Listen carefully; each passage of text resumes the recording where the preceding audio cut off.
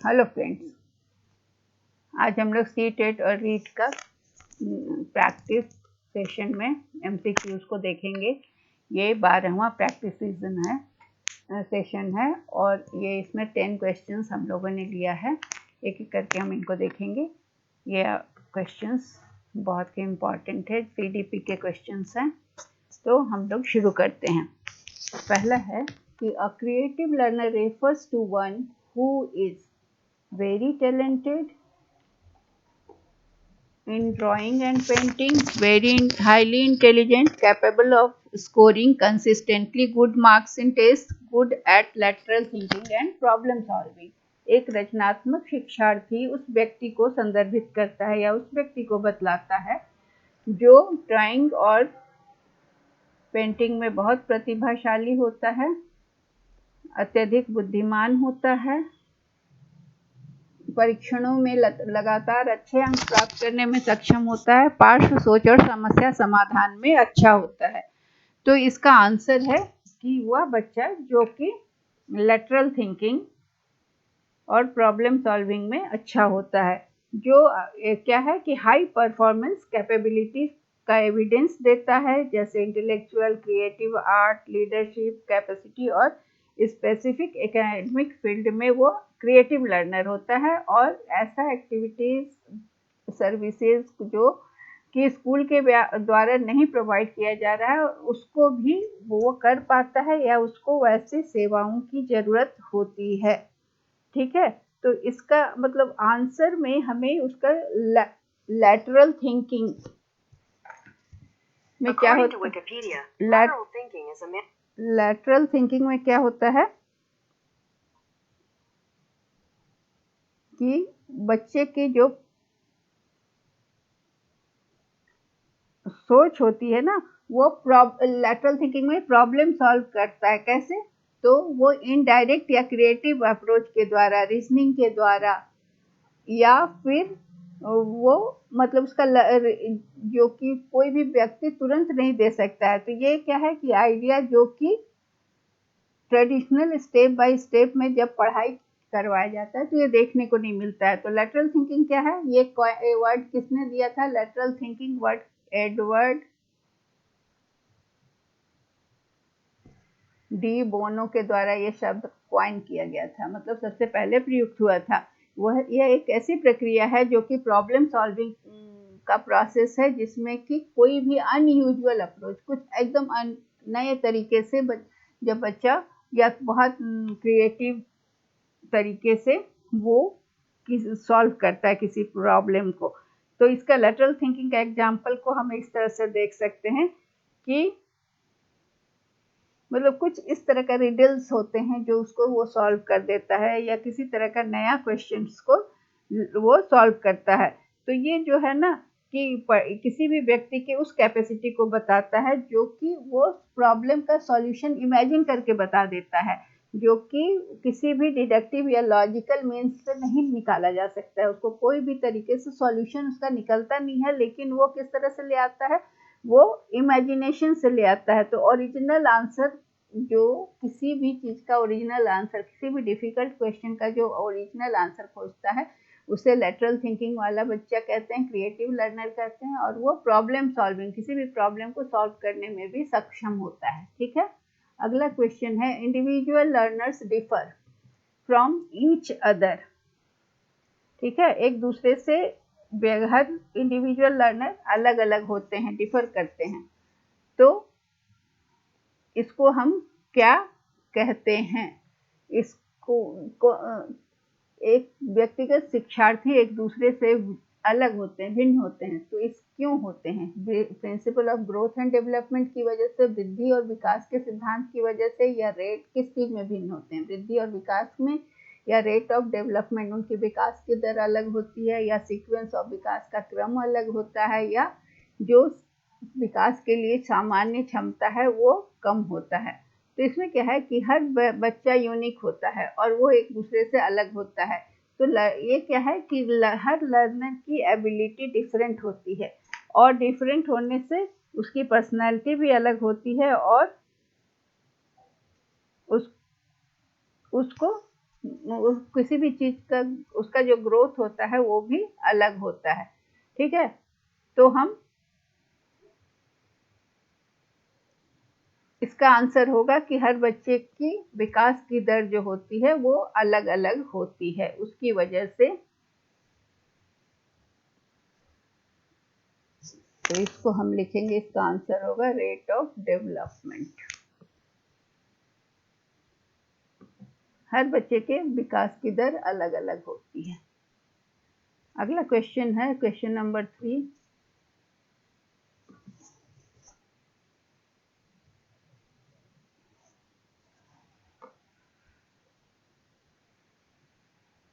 Every learner is unique.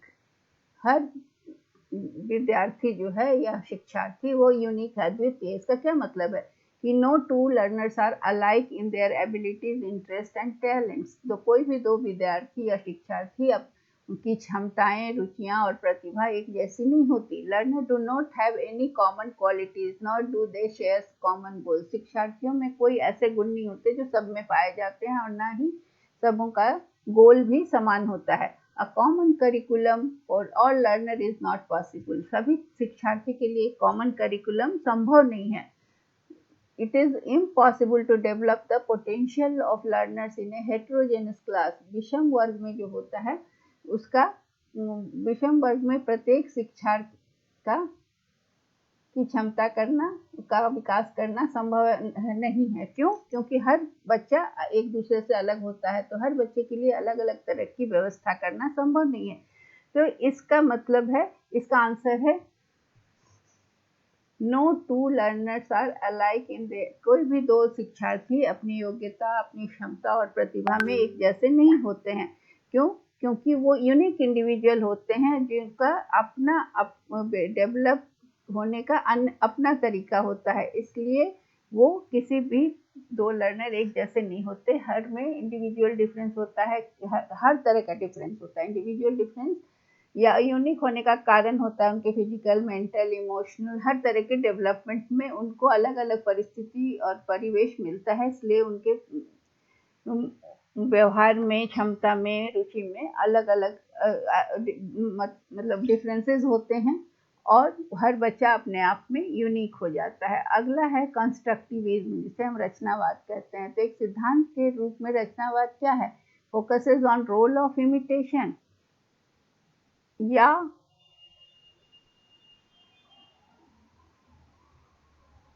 फिर emphasizes the role of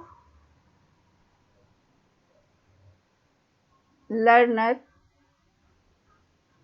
in constructing his own view of the world, और मतलब दुनिया के बारे में अपना दृष्टिकोण बनाने में शिक्षार्थी की भूमिका पर जोर देता है। या emphasizes on memorizing information and testing through recall, recall के माध्यम से, याद करके माध्यम से वो जानकारी को याद करने और परीक्षण के पर जोर देता है। या emphasizes on the dominant role of the teacher, या टीचर की भूमिका पर जोर देता है। तो कंस्ट्रक्टिविज्म है क्या, हमको ये समझना है। तो यह जो रचनावाद है ना, ये एक लर्निंग का अप्रोच है, एक सिद्धांत है जो बताता है कि लोग क्या है, एक्टिवली, सक्रिय रूप से अपना ज्ञान और दृष्टिकोण बना लेते हैं। और ये कैसे होता है, कैसे कोई भी लर्नर अपना दृष्टिकोण बनाता है, तो वो उसके अनुभव पर आधारित होता है। तो ये कंस्ट्रक्टिविज्म का जो आइडिया है वो क्या है कि वो पर्सनल कंस्ट्रक्शन ऑफ मीनिंग पर जोर देता है। मतलब किसी भी लर्नर का जो है वो अपने अनुभव से अपना दृष्टिकोण या अपना नॉलेज बना लेता है, और ये मीनिंग जो है वो उसके पूर्व ज्ञान से इंटरेक्शन करता है और नए इवेंट के साथ जोड़ता है। तो इस कंस्ट्रक्टिविज्म का रोल जो हो गया एक थ्योरी के रूप में क्या है कि ये लर्नर के रोल पर जोर देता है, एम्फेसाइज करता है कि वो अपना दृष्टिकोण बनाए, दुनिया के बारे में वो अपना दृष्टिकोण बनाते हैं। इस शिक्षार्थी की इस भूमिका पर यह जोर देता है। तो ये जो कंस्ट्रक्टिविज्म का सेंट्रल आइडिया क्या है कि ह्यूमन लर्निंग को क्या करता है, वो कंस्ट्रक्ट करता है, रचना करता है, और नया नॉलेज वो बनाता है लर्नर किस आधार पर, अपने पूर्व ज्ञान के प्रीवियस नॉलेज के आधार पर नया नॉलेज वो बनाता है। On the basis of previous knowledge learner क्या करता है, नया नॉलेज क्रिएट करता है ना। Knowledge learner creates his new knowledge, उसको रिलेट करता है पुराने ज्ञान से, तो उसका जो दृष्टिकोण है वो अपना दृष्टिकोण बनता है। तो ये क्या है कि जो पूर्व ज्ञान होता है ना वो नए और ज्ञान को में मदद करता है, और किस तरह से शिक्षार्थी अपना नया ज्ञान अर्जित करता है या संग्रहित करता है। तो ये हो गया कंस्ट्रक्टिविज्म थ्योरी में, जिसमें कि शिक्षार्थी खुद दुनिया के बारे में अपना दृष्टिकोण बनाता है। अगला क्वेश्चन है, development of concepts is primarily a part of, अवधारणाओं का विकास मुख्य रूप से किस चीज का हिस्सा है, emotional development, intellectual development, physical development या सोशल डेवलपमेंट। तो ये जो है ना अवधारणाओं का मुख्य विकास भावनात्मक विकास से कॉन्सेप्ट नहीं तैयार होता है, बौद्धिक विकास होता है। तो किसी भी प्रत्यय का या अवधारणा का विकास होता है या निर्माण होता है या उसकी समझ आती है, इसलिए इसका आंसर है बौद्धिक विकास। फिजिकल और सोशल डेवलपमेंट भी नहीं है। क्वेश्चन नंबर 6,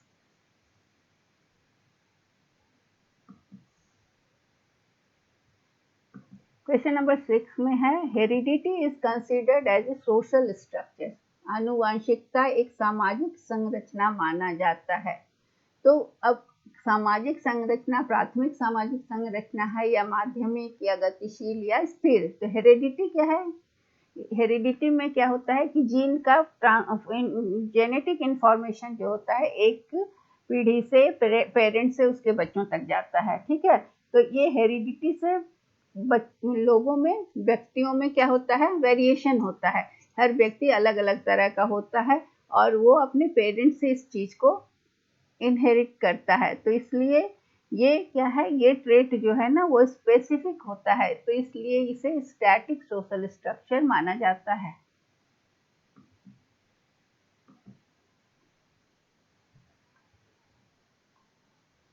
अगला क्वेश्चन है 7, क्वेश्चन नंबर 7।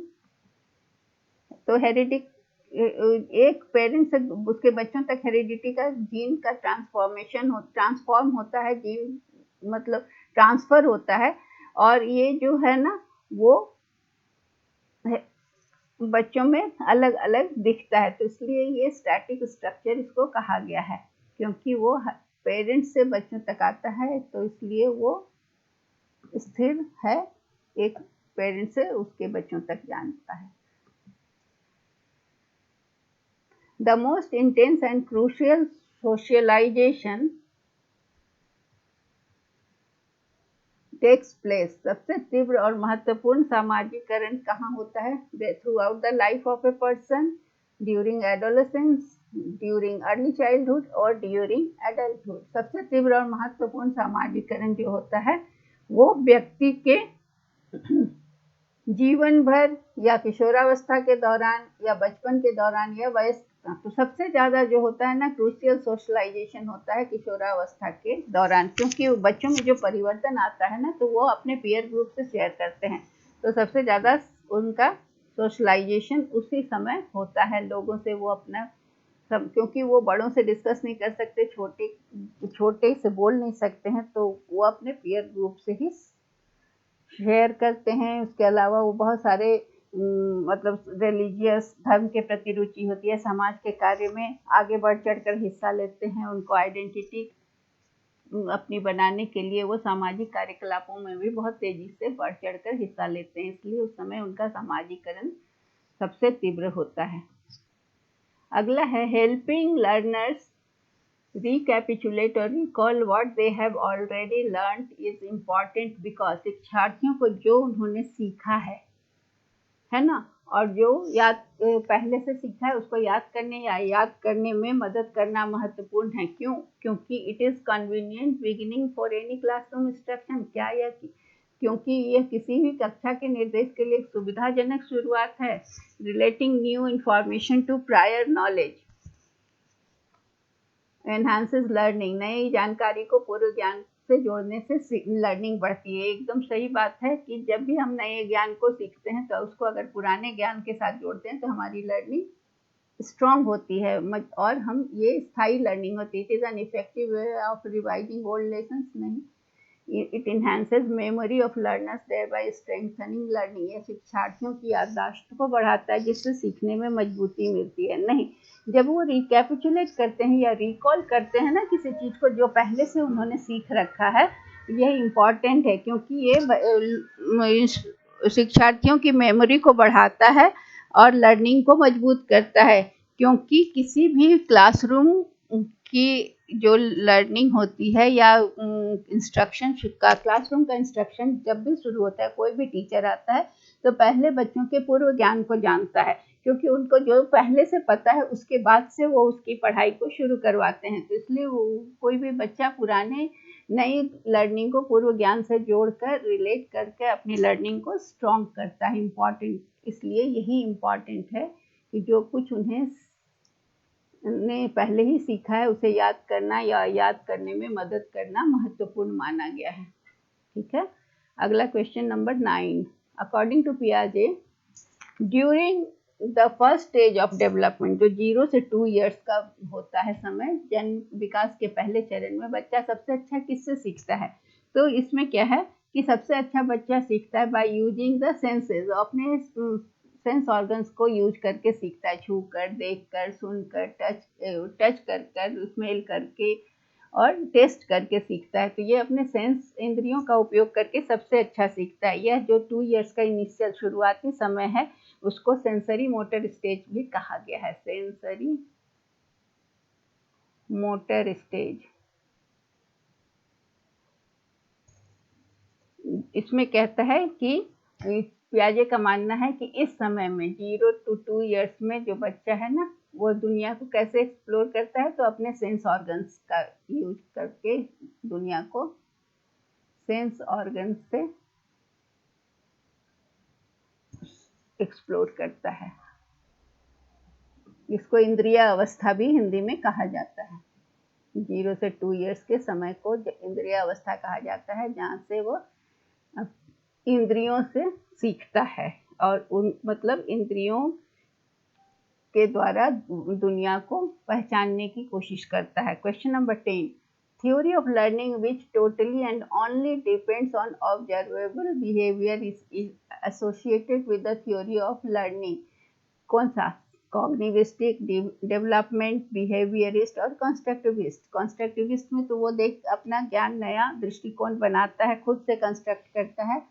तो हमारा है कि थ्योरी ऑफ लर्निंग जो संज्ञानात्मक, विकासात्मक, व्यवहारवादी और रचनावादी, तो इसमें हमको इसका क्या ऑप्शन होगा? तो ये जो ऑब्जर्वेबल बिहेवियर, जहाँ पर बिहेवियर आ गया तो ये थ्योरी ऑफ लर्निंग क्या हो गया? बिहेवियरिस्ट हो गया। ये बिहेवियरिस्ट सिद्धांत से जुड़ा हुआ है। इसमें और क्या है कि बिहेवियर थ्योरी से ये व्यवहारात्मक थ्योरी ऑफ लर्निंग से जुड़ा है। जो व्यवहार हम देख सकते हैं वो एक्शंस क्या है, जो कि जिसको हम देख सकते हैं उसको माप सकते हैं, सीख मतलब मेजर भी कर सकते हैं। तो यहाँ पर एक इम्पॉर्टेंट फोकस किस चीज़ पर है? तो व्यवहारवाद पर है, जो कि नॉट केवल ऑब्जर्वेबल बिहेवियर्स पर जोर देता है सबसे ज़्यादा, और ये कॉग्निटिव या मेंटल प्रोसेस पर नहीं जोर देता है। क्यों? क्योंकि कॉग्निटिव या मेंटल प्रोसेस जो है वो उसे हम देख नहीं सकते हैं, लेकिन बिहेवियर को हम देख सकते हैं, इसलिए इसे ऑब्जर्वेबल बिहेवियर, अवलोकन योग्य बिहेवियर पर जो निर्भर सीखने का सिद्धांत निर्भर करता है उसे हम बिहेवियरिस्ट थ्योरी कहते हैं। तो that's all for today, thank you. फिर हम